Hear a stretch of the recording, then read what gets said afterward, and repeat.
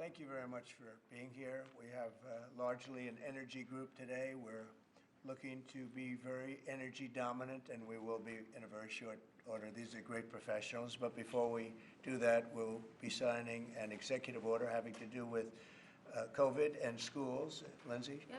So this first executive order, it prohibits federal funding for COVID-19 mandates, vaccine mandates in schools. Okay, and that will meaning they want to clear that up, Yep. the discrepancy. So any schools that require students to be vaccinated with COVID-19 shot, then there's no more federal funding. So.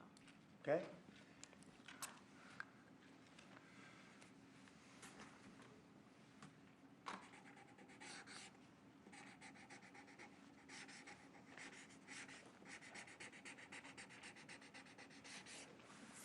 Okay, that solves that problem.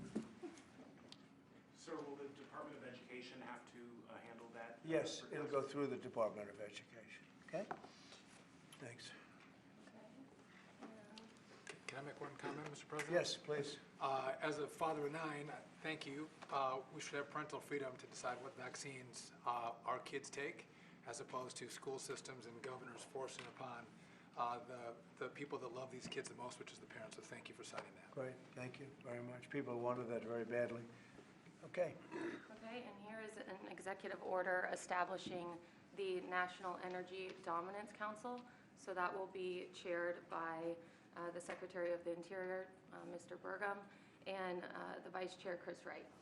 And so this will reduce costs with respect to energy, establish American independence with energy, and also unleash energy dominance. Good, thank you. And this is a big deal.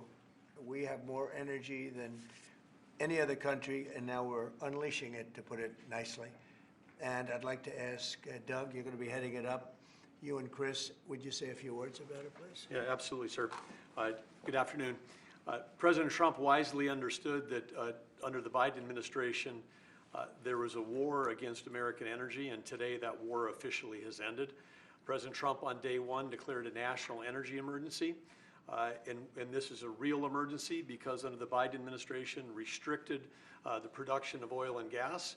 Production's still coming, but when you stop holding leases, when you take 625 million acres of land out of ocean land, out of production possibilities through an executive order, you're really restricting the balance sheet of America. But today, as President Trump said, this is unleashed.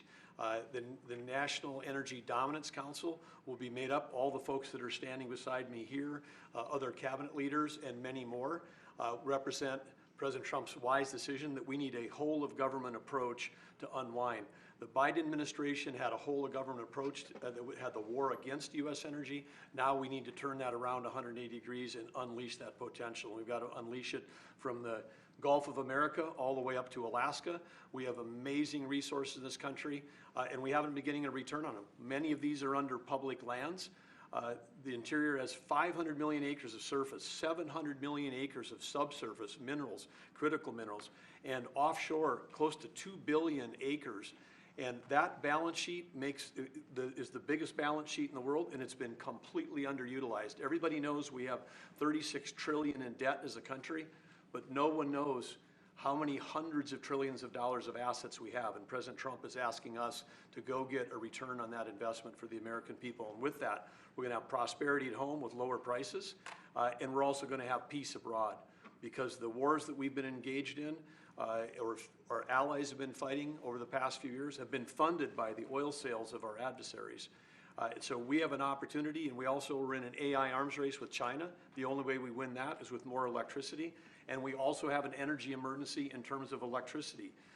Too much intermittent, unreliable, not enough base load. We've been shutting down the base load that we have. President Trump is going to reverse that, and it's going to allow us to win the AI arms race, which is the most important thing that we have to do relative to our future.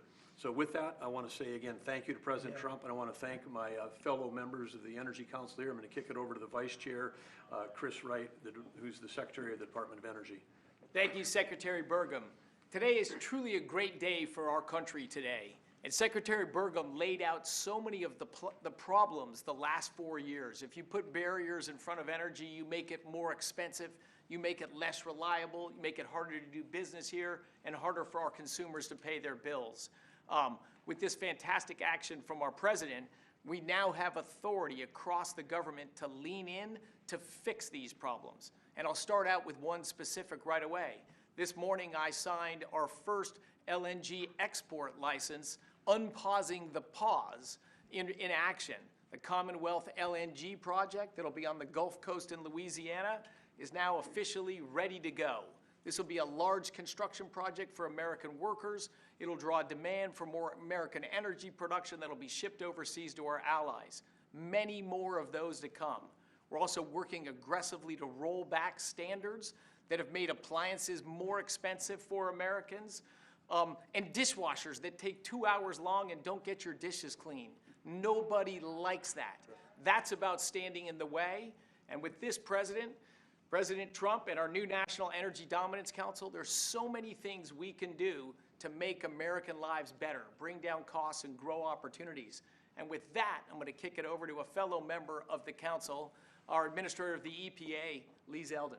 Thank you, Secretary, and honored to be serving on the Energy Dominance Council. At EPA, we're doing our part to power the great American comeback. And President Trump has made it clear that he wants EPA to be doing our job to ensure that we are unleashing energy dominance however we can help, that we are assisting in making America the AI capital of the world, that we are pursuing permitting reform, that we are helping to bring back American auto jobs. This is the mandate of the American public. The Trump mandate, it was clear, and the guidance from President Trump to me when he asked me, thankfully, for the opportunity for us to be able to serve together in partnership to unleash energy dominance. This is a moment that we must meet. To that end, it is important to note that the prior Biden-Harris EPA issued a waiver to California for tailpipe emissions. This was a rule that should have been submitted to Congress. We will submit it to Congress. Congress will have the opportunity through the Congressional Review Act to make that waiver go away. We will do everything in our part to help the American people to make life in America more affordable. The golden age of American success is upon us. If you're excited about the last 3 weeks, that was just a taste of the main event, the entree to come, the next 4 years being the greatest term in the history of the American presidency. With that, I'd like to introduce Sean Duffy. Thank you. So, first of all, thank you for the work on dishwashers. We use more water to wash our dishes before we put them in the dishwasher. That's right. We're not saving water, we're using more water, so thank you for that. But I'm also joining the EPA. We've introduced our rules to start to look at the CAFE standards. So we're looking at how much it costs for end users when they put gas in their car. And the Biden era standards are costing billions of dollars in taxes and carbon credits, which drive up the cost of vehicles. And so we're going to remedy that, rectify it, and make sure we're bringing down the cost of a car, number one. Number two, if I could just mention, Mr. President, per your direction, we are going to move forward with a permitting process for the Texas Gulf Link deep water port, making sure we can move energy in and out of the country. So that was held up for 5 years. And it was stonewalled, bureaucrats got in the way. We're now going to move forward with that, making sure we have great oil infrastructure in the country. Great, thanks. Great And job. Howard Lutnick? Yes. So, the nanny state, you're feeling the end of the nanny state, from straws made of paper to regulation endlessly harming Americans and holding us back. It slows down our production and manufacturing, which we were talking about with the Prime Minister of India yesterday. You're hearing that about energy dominance. It's going to go away. We're going to care about Americans. The Trump administration and this president cares about Americans, and you're going to feel it change. You're going to feel the price of energy coming down. You're going to feel prices coming down. You're going to feel an explosion. The golden age of manufacturing of America has always been there. It's just been stifled by regulation, and that time is over. Thank you very much, Howard. Please. Mr. President, I just want to say that you've built such an incredible team, and Secretary and Chairman Burgum, that he's been working on this his whole life. And so what I expect you to see, sir, is action as early as next week that is going to shock people about how good it is for Americans. And so thank you for your leadership, sir. Thank you very much, Kevin. And we are also working on a project that has been under wraps for 20 years. Everybody wanted it. It's been held up by New York. It's a pipeline that will bring down the energy prices in New York and in all of New England by 50, 60, 70%. It should have been done years ago. We'll be speaking to New York, and New York is actually the biggest beneficiary because their energy costs are very high. This will reduce them very substantially. But all of the governors want this to happen, and I think it's going to happen. It's now going to happen. It's something that's would rather not have to go eminent domain. We'll do that if we have to in New York, but hopefully we won't have to do that. This again will bring down energy prices in New England by numbers that nobody can even believe, probably 50, 60%, maybe even more than that. A lot of them don't even pay energy because they have no energy. They use logs. They go out and they cut down a tree. It's really a terrible situation. So we're going to get this done, and we can have it done once we start construction. We're looking at anywhere from 9 to 12 months, if you can believe it. It's going to go very rapidly. The other thing I'd like Doug to mention, the 635 million acres that Biden so viciously took out of our net worth. If you look at it from the standpoint of a company, you talk about net worth. They've destroyed our net worth. We're putting it back. It will be back as of this afternoon. And Doug, could you mention that? All of the millions and millions of acres that he just handed back to Yes, nobody. the executive order by President Biden that wiped out these trillions from our balance sheet. President Trump signed an executive order instructing me as the Secretary of Interior to unban that ban, and that's been accomplished. And so those are back on the U.S. balance sheet. Okay. Sorry, which one is that? The 625 million acres of offshore that was banned from further lease sales. Further anything. And You couldn't even- 625 million acres is Right. 1/3 the size of the lower 48 that was taken off our balance sheet. It's back on there now. President Trump cares about the American people. He knows that these public lands belong to the public. They don't belong to Washington bureaucrats from the prior administration, and we're going to make sure that we get a return on investment for the American people. The amount of money that he took off our balance sheet, if you look at it as a balance sheet, it was incalculable. Nobody's ever seen anything like it. And he did that, I guess, in the last few days of the administration. He just wiped it out. 635 million acres, which if you sit down and look, it's like, that's a major part of the ocean. And he just gave it away and took it away. And fortunately, it wasn't done with an act of Congress or anything. And we did it in a, I think, very abbreviated, very quick, and very legal procedure. And it's now back on our balance sheet. It's back as part of our country. What they did was so horrible. It was just a terrible thing to do, an unbelievable thing to do. Also, they mentioned dishwashers and sinks and showers and the whole thing.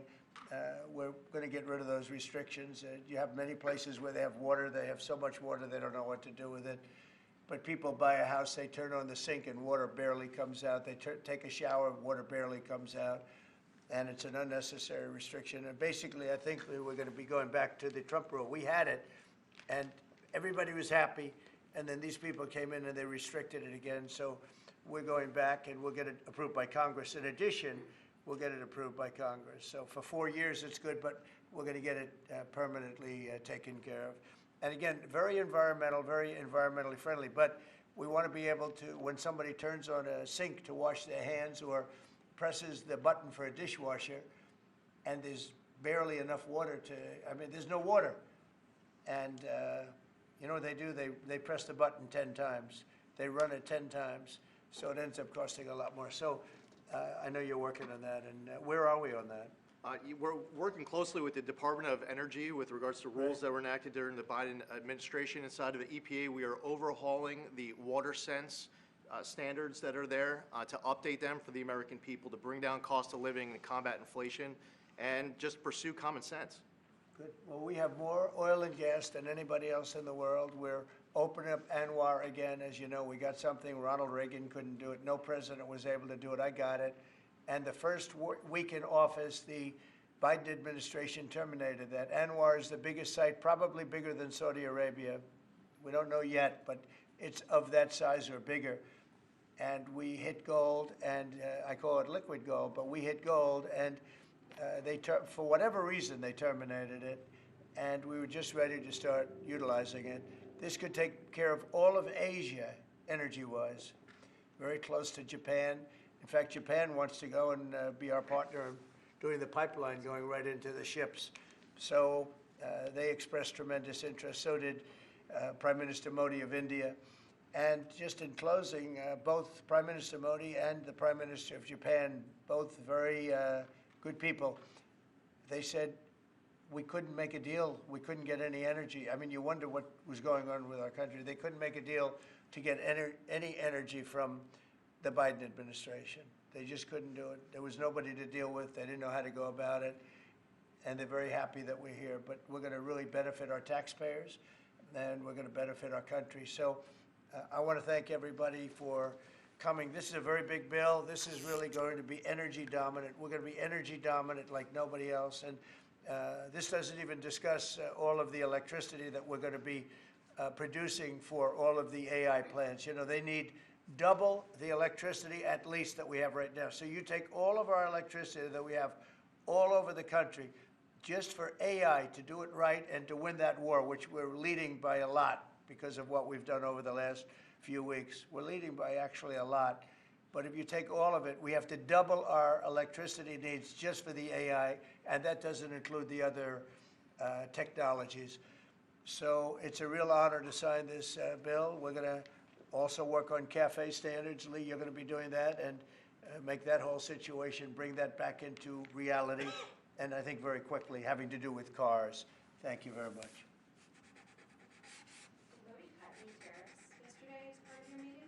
No, but in 2 weeks we will have another one. Yesterday was very big. Reciprocal tariffs was very big, and I explained to the Prime Minister of India, Prime Minister Modi, very good man, his tariffs are very, very high. India's tariffs are among the highest. And I said, well, now, you know, we were very low. We were the lowest. They're just about the highest. There are others as high, but not much higher. And I said, no, from now on what we do is what you charge us, we charge you. It's very simple. So whatever you're charging us, you can go as high as you want. Whatever you charge us, we charge you. Did he make any pledges? And I wouldn't say they were thrilled to hear that, but that's the way it is. Tariff, I told you, is a beautiful word. Fourth most beautiful. Did he make any pledges about BRICS nations not undermining the dollar? You had threatened Yeah. 100% tariffs. BRICS, the BRICS nations, I think that's breaking up very rapidly. We said that if they're going to go and do anything to undermine the dollar, that includes China. I don't even know that they're a member of BRICS, but they had a few nations get together to try and play cute. And I said, we're going to put a 100% tariff on every one of those nations. And at the mere thought of saying that, I think that's all broken up. That idea has no longer sailed. Now, that would be a terrible thing for our country. It would be bad for the world. They wanted to undermine the dollar. 6 nations got together. They want to undermine the dollar. That didn't work out too well. Not going to happen. And we're getting along with a lot of nations now, frankly. There's a lot of respect for the United States. We have regained the respect that we should have, but we've also done things to deserve it. I mean, we've freed up our country, and you're going to see this is basically energy dominance, and it's going to be environmentally clean, environmentally wonderful, and taxes will be very reasonable based on this. We're going to make more money than anybody's ever made with energy. We have more energy than anybody else, and it's clean energy, very clean, beautiful energy. We're lucky. We have it. I call it liquid gold under our feet, and we're going to utilize it. So this is a very big bill, and I have a very talented group of people behind me. This gentleman was the #1 man in all of the oil industry. They said there's nobody like him, Chris Wright. And you know Doug actually made a tremendous fortune in technology, and he said, I'm going to run for the governorship of, he loves his state, of North Dakota. And he did, and he made it so energy powerful that I think you're more proficient at energy than technology, but what do I know? And this guy, everybody knows him, Sean. He's done a fast study on transportation, and he knows, he's learned a lot over the last few months. He's learned a lot. He's really been great. And Howard has built one of the great companies, Cantor Fitzgerald. It was wiped out, completely wiped out, other than a few people left in Europe. And he rebuilt the company into a bigger, better company. Cantor Fitzgerald is one of the most, absolutely one of the top companies on Wall Street, stocks, bonds, trading. And he took that, I mean, he literally watched the plane go into the building, into the World Trade Center. Amazing story. That alone is an amazing story. He was delayed because his wife insisted that he finally, after years, take his child to school. So he took his child to school that one day, because normally he would have been in the building at 6 o'clock in the morning. That's that business, right? So you owe your wife a lot and your child a lot, right? But his wife insisted that he take his child to school. For 5 years he didn't do it. He was horrible. What kind of a father was he? Okay, I'll do it. And he was therefore driving down at 8:43, whatever the time was, down the West Side Highway, and he saw the plane go into the side of the building. He said, wow.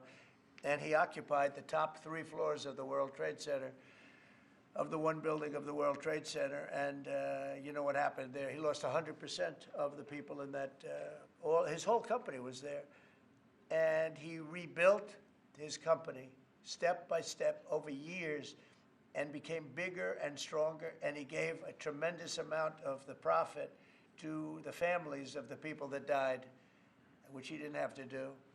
And now he's working with us. He did an incredible job. I mean, anybody in that world, they know Howard Lutnick very well, and I'm honored to have him running commerce. He's going to be incredible. He loves the country. And Lee was a great lawyer, a great congressman, very successful person, both as a lawyer and as a congressman, and knows a lot about the environment, cares about the environment. And we were lucky that I was very happy that you joined. And he was with me right from the beginning, always was with me, and I've always been with him. And Kevin Hassett, we know everybody knows Kevin, and he's fantastic. And you and Lindsay, you and your team are incredible. The job you've done, we really appreciate it. Thank Will. And the job you guys are doing is really fantastic. We're knocking this out. Brian, do you have a question? I actually do. What kind of piqued my interest is growing up on the Texas Gulf Coast, natural gas, the LNG that you mentioned. Yeah. What's the potential for like new jobs or growth in that area? I mean, that part of the country, Southwest Louisiana, Southeast Texas, they depend on that. I would say that potential is simply tremendous. You know, 20 years ago, the United States was the biggest importer of natural gas in the world. And we had natural gas prices 2 or 3 times higher than they are today. But with shale revolution and great entrepreneurs in Texas and Louisiana and across our great country, we are now today the largest net exporter of natural gas in the world. And so much of the world is depending upon, natural gas is the fastest growing energy source, has been for 50 years. We were the driver of that, and then we paused. We stopped our ability to grow natural gas exports. Both the Japanese government and Indian government expressed great distress about that. They're going to count on energy imports from the U.S., and we may just change our mind. So I think they're thrilled to see the actions of this president say America's open for business. Yes, we have the energy, we have the people, we have huge job opportunities and investment opportunities, not just in the oil and gas industry, but all those surrounding communities that are lifted up by that more production here. And as we produce more production at scale, not only does it allow us to export, but it becomes more efficient, and it helps us drive down the cost for our domestic consumers as well. Yeah, I know they're really happy, so just let you Thank you, because I grew up in that area. Thank you, Brian. And I will say this, that this all started 8 years ago when I got elected. We were doing this, not to the extent that we're doing it now, but we were doing this, and we became number 1 in oil and gas by far. And we were number 3, even number 4, some would say. When I left, we were number 1 by a lot.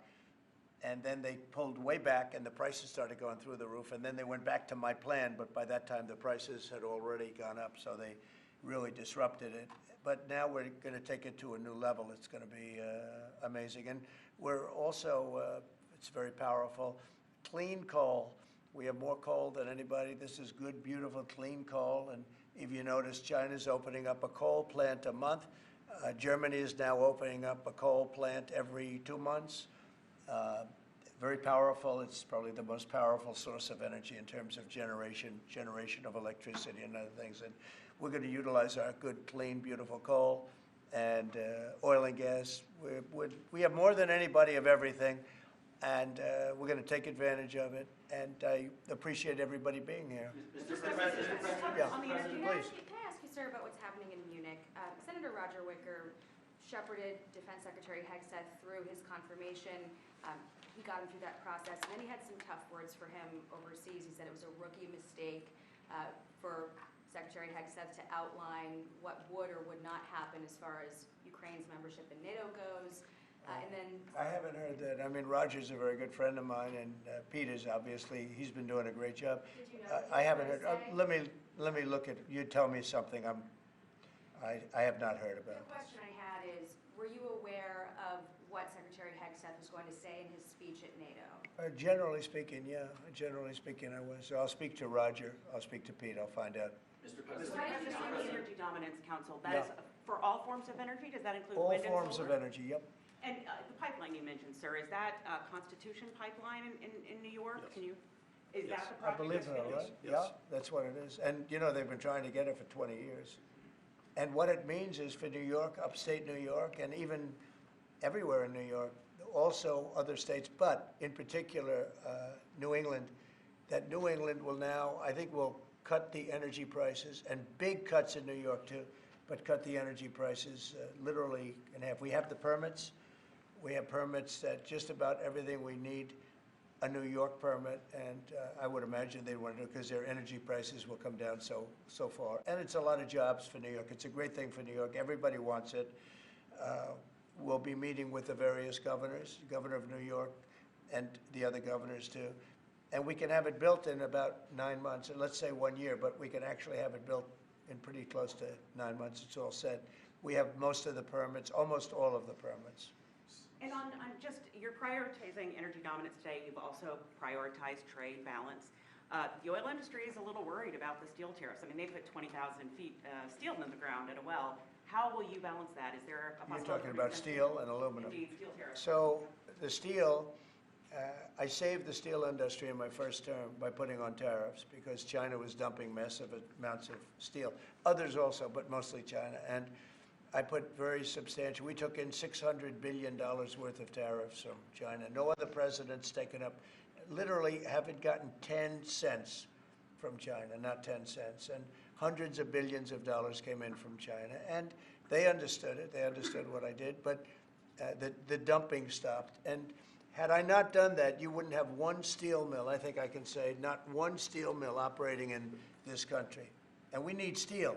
We need steel. I mean, there are some things you have to have, and steel is one of them for military, et cetera. So I think steel is going to be very strong. It's going to be very strong. I think it'll go back to being really powerful. We saved it. I mean, we were talking about U.S. Steel last week. U.S. Steel would have been closed, totally closed. We saved it. And now it's going to become, I think, very, very profitable. The tariffs are going to save a lot of industries. Mr. President, U.S. Steel, can I just follow up on U.S. Yeah, Steel just go very ahead, quickly, finish sir? up. If the Japanese company that's interested in U.S. Steel wants to take a minority stake as opposed to full ownership, is A that fine minority with you? stake I wouldn't mind greatly, but what they're doing right now is they're going to be investors, and they're going to be investing in, I think, debt and various other things. But we didn't want to let U.S. Steel go to a foreign company.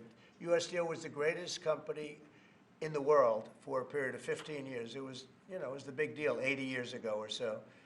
And psychologically, we can't even think about letting that happen. But what is going to happen, and we've already seen it, you see it in the stock price, with the tariffs, U.S. Steel is going to be a real powerhouse again. Mr. President, if I could just follow up on Jackie's question about Munich. Vice President Vance's speech to the conference has ruffled quite a few feathers in Europe. What did he say to ruffle them? I don't know. He was talking about the freedom of speech and migration in Europe. Do you believe that European leaders have a fundamentally different view of the world than this administration's? Well, I heard his speech, and I tell you, you're talking about JD's speech, right? Yes, sir. I heard his speech, and he talked about freedom of speech, and I think it's true in Europe. It's losing. They're losing their wonderful right of freedom of speech. I see it. I mean, I thought he made a very good speech, actually, a very brilliant speech. Yeah. Europe has to be careful. And he talked about immigration. And Europe has a big immigration problem. Just take a look at what's happened with crime. Take a look at what's happening in various parts of Europe. I thought his speech was very well received, actually. I've heard very good remarks. And in regards to Ukraine as well, yesterday you mentioned that you thought Ukraine's NATO aspirations were one of the main reasons that the war broke out. Who do you blame for the war, Ukraine or Russia? Well, I think that there were a lot of people to blame. All I can say is very simply, if I were president, that war would never have happened. And you know what else wouldn't have happened? The Middle East wouldn't be all blown up, and October 7th wouldn't have happened either. Those two areas, you wouldn't have inflation, you wouldn't have October 7th, you wouldn't have Russia and Ukraine fighting. None of those things would have happened if I were president.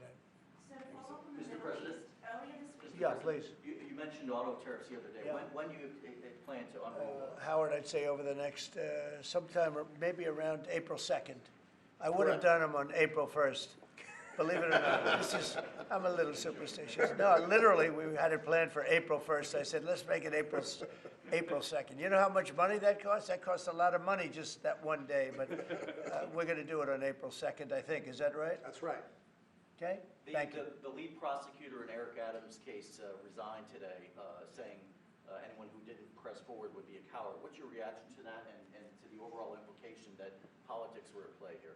Well, I don't know about it. I mean, obviously, I'm not involved in that. But I would say this, that if they had a problem, and these are mostly people from the previous administration, you understand, so they weren't going to be there anyway. They were going to all be gone or dismissed. If not, they know on Tuesday they're all being dismissed. You know, the whole country is being, because what you do is you come in and you put new people in. So when you say resign, they're going to be gone anyway. But I know nothing about the individual case. I know that they didn't feel it was much of a case. They also felt that it was unfair with the election. Look, I would know that better than anybody because I was weaponized more than any human being in the history probably of the world. And I won the election in a landslide, winning all 7 swing states, winning the popular vote and everything else because the people got it. It was weaponized, and I was weaponized literally weeks before the election. But I think there's also something to be said. I read that. There's something to be said for what they were doing. It looked to me to be very political. But why didn't they bring this up like 4 or 5 weeks ago, 6 weeks ago, or whenever it happened? You know, they just sat around and didn't complain. Then all of a sudden they complain, and they know they're all being dismissed anyway. So, you know, that's the way it is. That's called politics, I guess. Mr. President? Yeah, please. Earlier this week, you predicted that all hell would break loose if Hamas didn't hand over all of their hostages. What do you expect to happen tomorrow in terms of I don't know what's going to happen tomorrow at 12 o'clock. It was up to me. I'd take a very hard stance. I can't tell you what Israel's going to do. But I watched the last people come out, and I looked at a before and an after picture. One guy was a big, strong, healthy guy. You could say he was a little bit overweight. He's not overweight anymore. He looks like he just came out of the Holocaust. It looks like a Holocaust picture. I've looked at him for a long time, and they've been treated very badly. The young lady came out last week. Her hand was blown off. I mean, literally, her hand was trying to stop a bullet that was headed for her face. She put up her hand. She goes like this and wiped out her fingers and a lot of her hand. Now, I would take a different stance, but it depends. Look, it depends what Bibi's going to do. It depends what Israel's going to do. But and now I understand they've totally changed. Hamas has totally changed. They want to release hostages now again.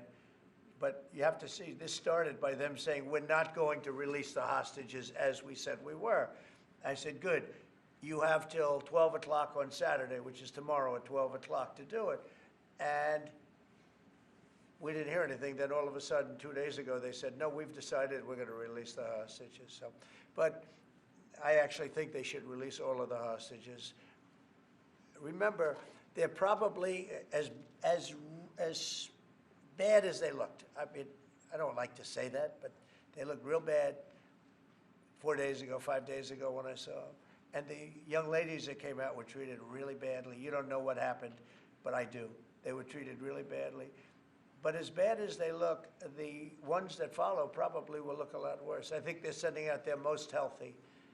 And they've been hit hard on that, Hamas. So they probably didn't want to release. But obviously they changed their mind. I said 12 o'clock tomorrow, and all of a sudden 2 days ago, yesterday, they said they're going back to releasing. But this all started by them saying, we are not going to release any more hostages. And then yesterday they said they are going to release the hostages. But I think they should release all of the hostages. About 75,000 workers took this deferred resignation. It's a little bit short of the 5 to 10% goal you were hoping to hit.